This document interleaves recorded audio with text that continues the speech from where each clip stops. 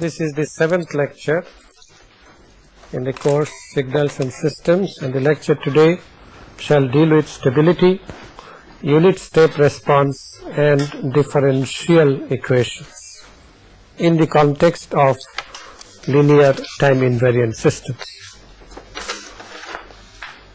Stability, we had already started the discussion in the earlier lecture, and what we wanted to show that h of n, the unit impulse response, or h of t, this in the DTS, discrete time systems, and h of t in CTS, continuous time systems, they are sufficient characterizations of stability or instability of a system. To see this, let's consider a discrete time system first, in which h of n is the unit impulse response. Then you know that the output y of n is given by the convolution of h of n with x of n, so it would be of the form x of n minus k, hk, k equals minus infinity to plus infinity. And the stability that we are trying to investigate is the BI-BO stability, that is bounded input should lead to bounded output. Now let us see how this relationship, the convolution relationship, gives you a condition on stability of the system. Let the input be bounded by some positive value, let's say capital L. Let x of n, which could be positive or negative, be less than or equal to capital L, which is less than infinity. Then if the system is stable, y of n magnitude should also be finite. Now if this is the story, then you see from y of n equals to x of n minus k, hk, from k equal to minus infinity to plus infinity, if we take mod of y of n, it could be positive or negative, we take the magnitude, then obviously this would be equal to mod of this whole quantity, and in turn this would be less than or equal to, if we take the mod inside the summation for both, then obviously it would be less than or equal to minus infinity to plus infinity mod x of n minus k mod h of k. Is this clear? We have a product x of n minus k h k. The mod of the whole summation obviously shall be less than the summation of the mod. Alright, let's see.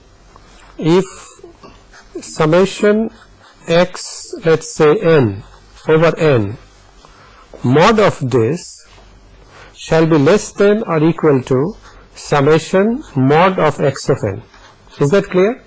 Because x of n could be positive as well as negative, so the summation might decrease the value. Obviously this mod is less than or equal to if the mod sign is taken inside.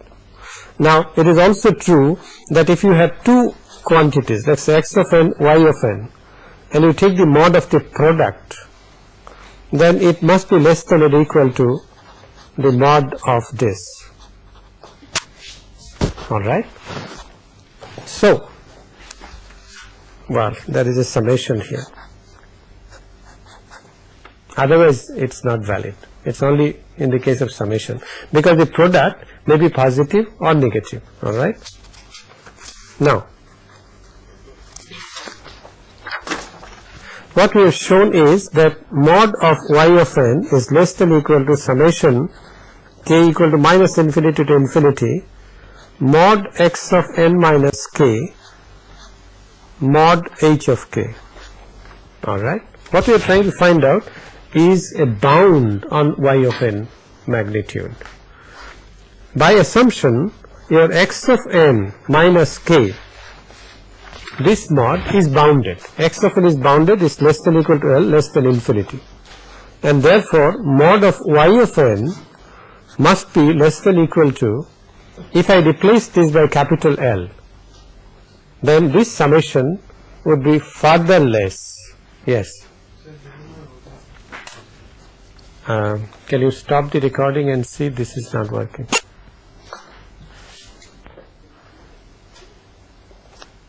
Sorry for the interruption. The mod y of n, if I substitute mod x of n minus k less than equal to L, obviously this would be L multiplied by summation k equals minus infinity to plus infinity mod h of k. And what you want is that this quantity should be bounded. This is the magnitude of y of n, this should be bounded. In other words, you want this to be less than infinity, which means that is the summation infinity k equals minus infinity mod h of k should be less than infinity. This is therefore a condition on the stability of the system. Now what kind of a condition? Obviously this is a sufficient condition because there are many inequalities that we have utilized in the process. This is a sufficient condition, which means that if this condition is satisfied, the system shall necessarily be stable. This is a sufficient condition for stability. The question now arises, is it necessary?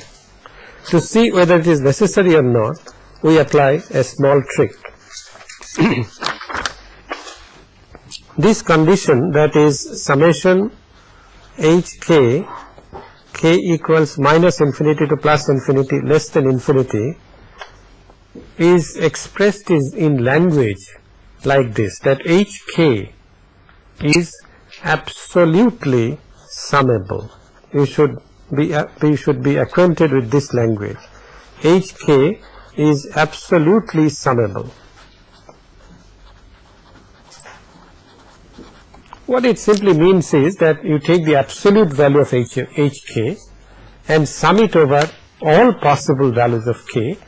The summation should be bounded. Summation should be finite. That is the meaning of hk absolutely summable. Now, as I said, this is a sufficient condition for stability. What about the necessity? Is it necessary? We shall show that yes, indeed it is necessary, and for that what we prove is the following. Given this condition, k equal to minus infinity to infinity hk less than infinity, that is, we assume this condition, we show that y of n, the output y of n, may be unbounded. As I said, if I can find one counter example, that's good enough. We will show that if this condition is satisfied, then y of n may be unbounded, and for that we apply a trick. You recall that y of n is equal to summation k equals minus infinity to plus infinity, the convolution relationship, that is x of n minus k hk. This is the general convolution relationship for time invariant linear systems. Now we now search for a particular input such that y of n becomes unbounded under this condition. Sir, but with this statement, don't we test the sufficiency of the condition? Sufficiency has already been It should proved. be infinity. That should be equal to infinity, and then we can show that it cannot be. So, the point is that for the necessity. Yes. I'm sorry, I made a mistake. Given this tends to infinity. Thank you for the correction. And it should be bounded. To show that y it cannot be bounded. To show that y of n, Cannot be bounded. no. That's where the difference is. It's again honesty. Bounded. Honesty, it may be bounded, but if you can show one example that it may be unbounded, then the system is unstable. It's that difference between honesty and dishonesty. Alright, is the statement clear now? Given that this summation does not obey the bounded condition, that is, it is unbounded, you have to show that y of n may be unbounded. If you can find even one example, then the system is unstable. That is what we are going to find. That is, we are going to find a x of n such that y of n becomes unbounded. Alright? And this x of n, please try to follow this example carefully. What we have is y of n equal to summation infinity k equals minus infinity x of n minus k h of k. Now what is y of 0? Even if one output sample becomes unbounded, then the system is unstable. We will show that y of 0 can be unbounded. Similarly, we can take some other example also. But one counter example, as I said, is sufficient. So y of 0 is k equal to minus infinity to infinity x of minus k hk. Now let's choose an input x of n such that when x of minus k, when h of k is greater than or equal to 0, h of k can either be positive or negative. When it is greater than or equal to 0, let's say x of minus k is plus 1. Okay? When hk is positive, we choose an input x of minus k which is plus 1. On the other hand, x of minus k is minus 1 when hk is negative. Then you see, what does this summation become? Y of 0 becomes a summation of k equal to minus infinity to infinity.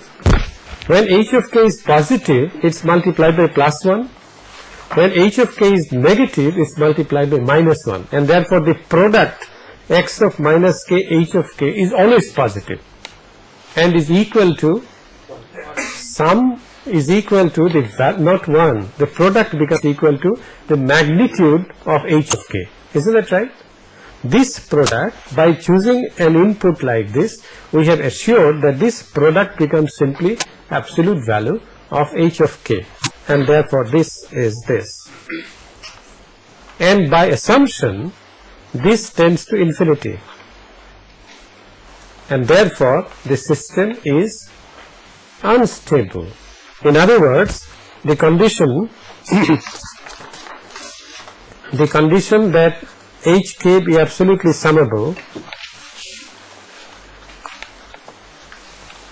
is both necessary and sufficient.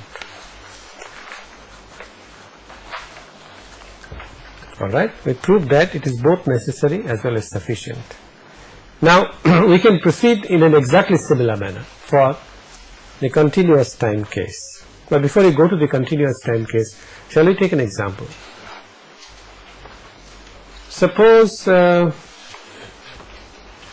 of n, let's take an example. Suppose y of n equal to x of n minus n naught. Alright, is the system stable? What is this system? It is a simple delay by how many samples? n0 samples. And therefore what is its h of n? H of n is when x is replaced by delta. Therefore h of n is delta n minus n0. And what is this summation? H of n, n from minus infinity to plus infinity, absolute value. This summation is obviously n equal to minus infinity to infinity delta of n minus n0. Should I take the absolute value of delta? Delta is positive. Alright, therefore I don't have to take absolute value. And what is this? What is this summation? 1. That's all. And therefore the system is stable. This summand exists only at n equal to n0, just for one value of n, and the value there is unity. That's why the summation is equal to 1. Therefore the system is indeed stable.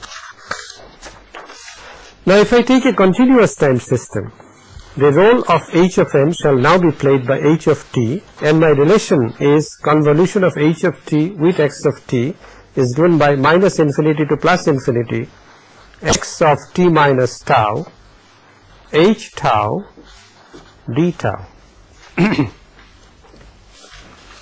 in an exactly similar manner we can prove the necessity and sufficiency of the condition for stability, which is that minus infinity to infinity h of tau d tau should be less than infinity.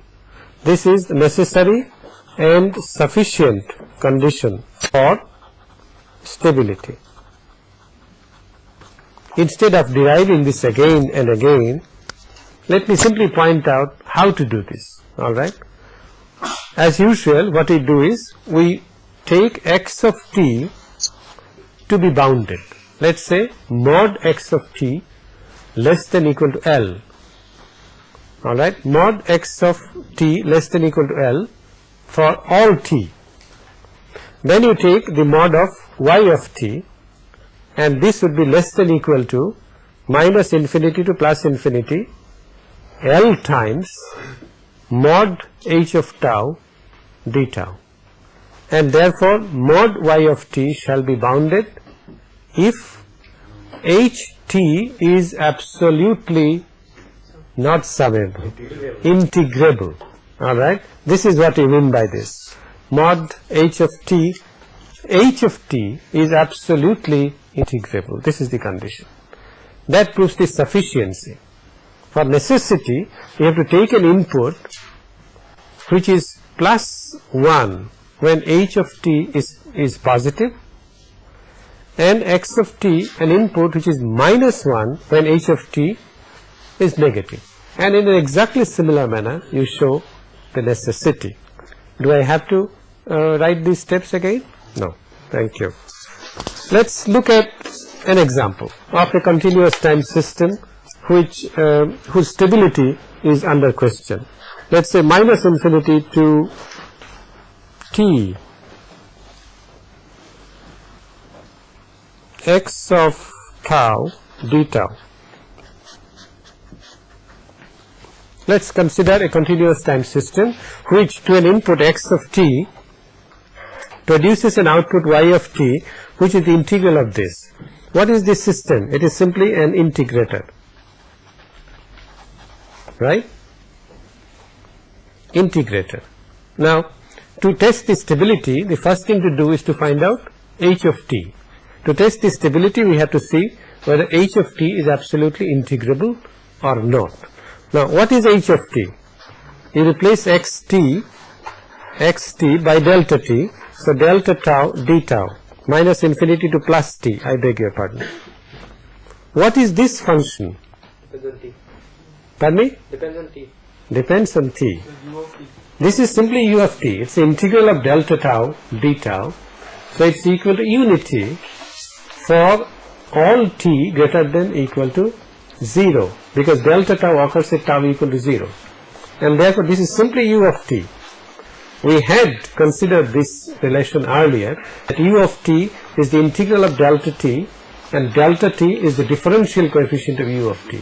Alright, so h of t is ut dt, and therefore mod h of t dt integral from minus infinity to plus infinity, alright, is simply minus infinity to plus infinity u of tau d tau.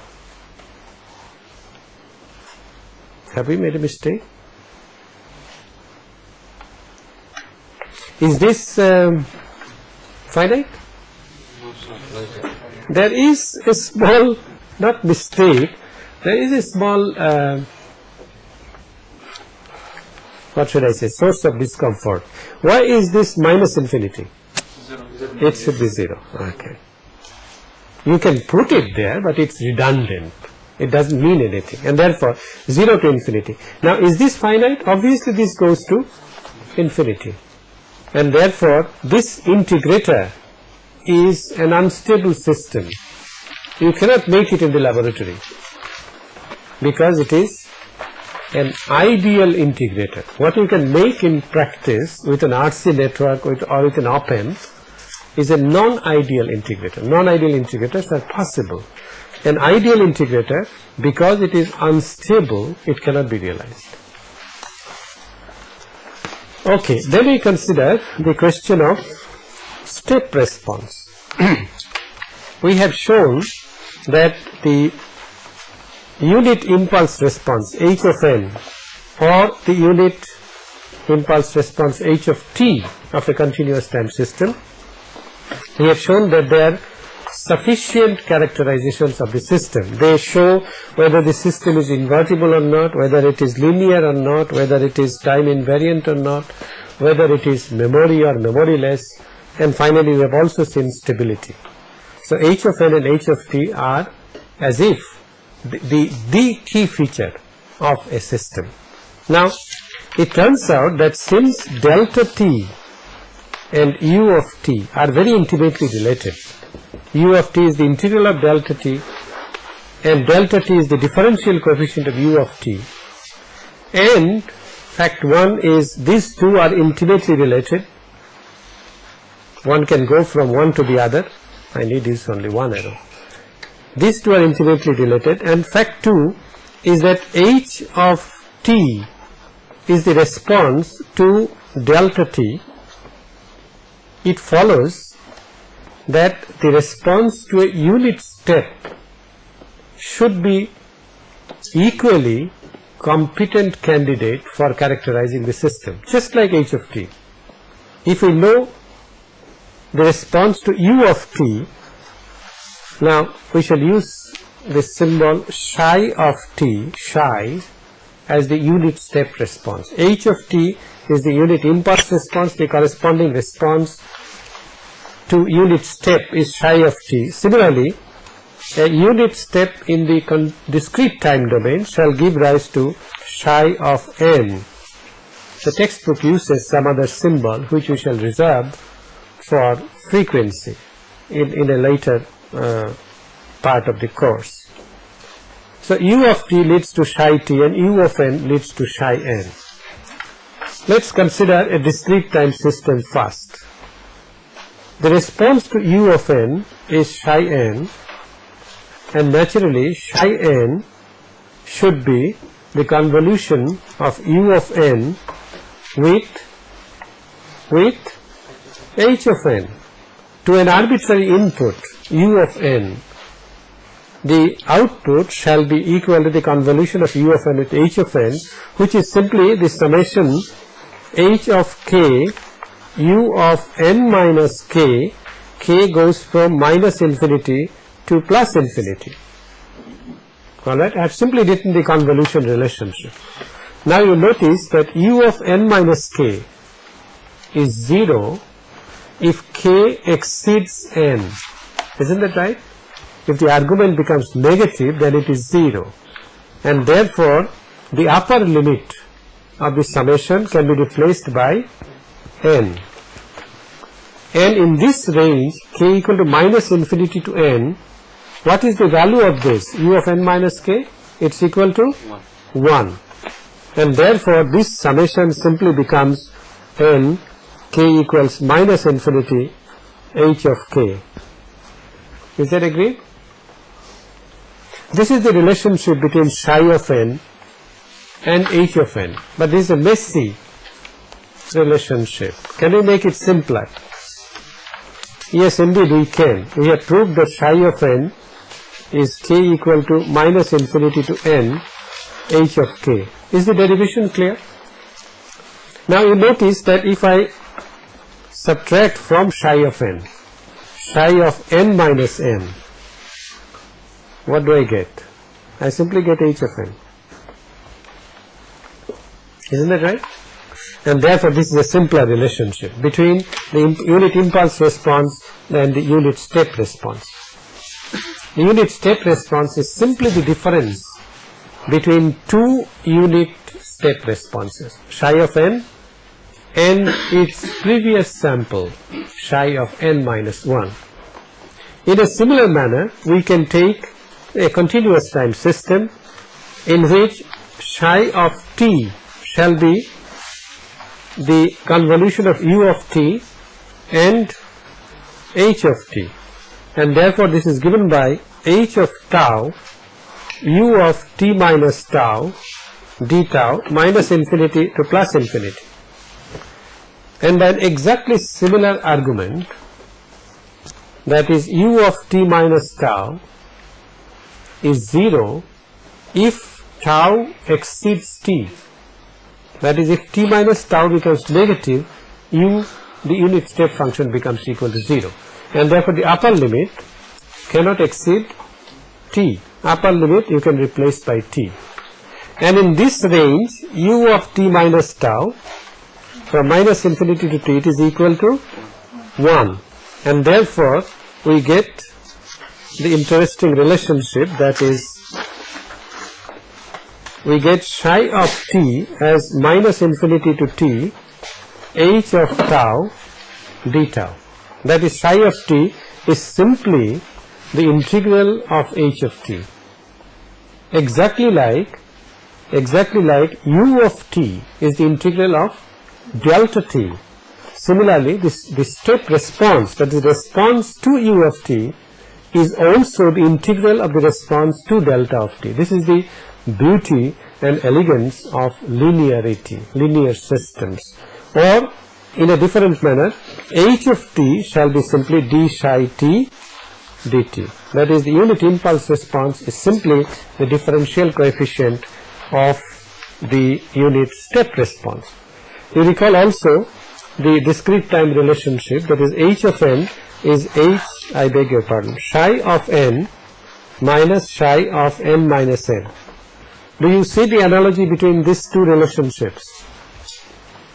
You see, h of t is d psi t dt, that is, increment in psi divided by the increment in the argument.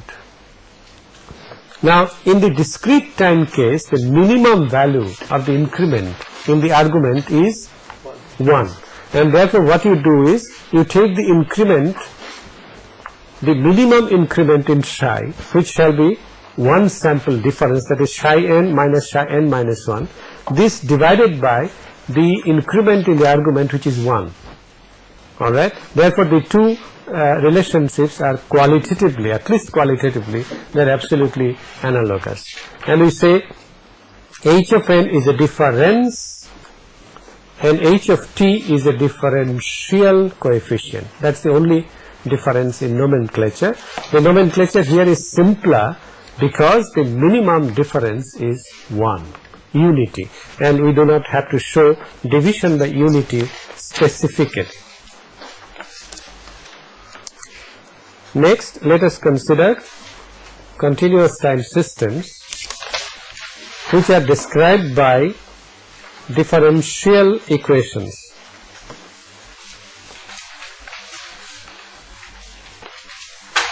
And these are constant coefficient differential equations. In the later part of the class, we shall be very closely concerned with differential equations and difference equations, and I wish to review with you a bit of differential equations. I assume that you know most of it, and for that purpose we take a very simple example. We take a system which is described by a differential equation like this: y dot plus some constant 2y equal to x. Of course, they are functions of t.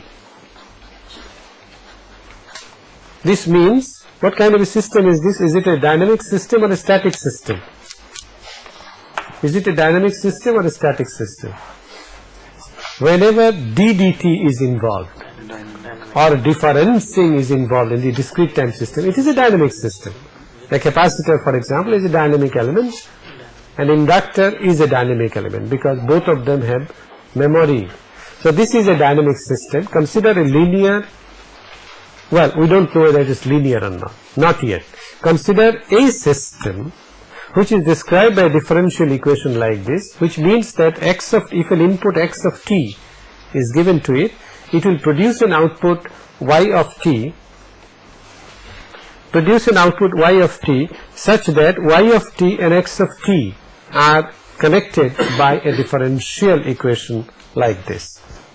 Now, to be specific, let's consider a specific input. Let's say x of t is some k, a sinusoidal input, k cosine omega 0 t, please follow this carefully, I'll go real slow on this because there are very involved concepts, times u of t. That is, we have an input x of t which is 0 for t less than 0, and it varies co-sinusoidally after t equal to 0. At t equal to 0, the value is k. We wish to find out the response of the system described by this differential equation. And you know that solution of a differential equation consists of two parts: the solution to the particular excitation or particular x of t, which we shall call ypt. It is called the particular solution or particular integral as it is called, plus the solution to the homogeneous part of the equation yh of t, where yh of t is obtained by rewriting the equation with x of t equal to 0. Alright. Now let's see, let's first find out what my particular integral shall be. You see, my x of t is k cosine of omega 0 t, and we can find the particular integral obviously shall be 0 for t less than 0. Alright, okay. So we will assume that u of t is implied, multiplication by u of t. We will not write it again and again. Alright. Now this can be written as real part of k e to the j omega 0 t. You see, we have brought in that elementary signal, that exponential elementary signal, with the exponent as purely imaginary, j omega 0 t. If that is so, then obviously the particular integral ypt must also be of the same form. The particular solution is of the same form as the given excitation. In other words, it would be of the form real part of some constant, let's say a, or shall we call it y, some constant capital Y times e to the power j omega 0 t. If you substitute this in this equation and forget about the real part, that is, assume x equal to k e to the j omega t, k e to the j omega t, and assume ypt as capital Y e to the j omega t. Finally we shall take the real part. Alright. So what we get is, if I differentiate, then I get j omega naught y e to the j omega naught t plus twice capital Y e to the j omega naught t. If I substitute this and this in this equation, which gives me capital Y as equal to k divided by j omega naught plus 2. Alright, you have done this in Principles of Electrical Engineering, but I am doing this again not only to review but also to bring out some other concepts. Why is this? I can write this as a magnitude to the j theta, magnitude angle, and if you take the magnitude, obviously this would be square root of 4 plus omega naught squared, and the angle shall be minus tan inverse, yes, omega naught divided by 2, or is it 2 by omega naught? So omega divided by 2. Right. So this is y, and you see my particular solution ypt was the real part of y e to the j omega naught t, and I found a y, and this is simply given by k divided by square root of 4 plus omega naught squared y divided by real part cosine of omega t. Shall we put sign just for convenience? Alright, y e to the minus k. It doesn't matter, I could have used it with false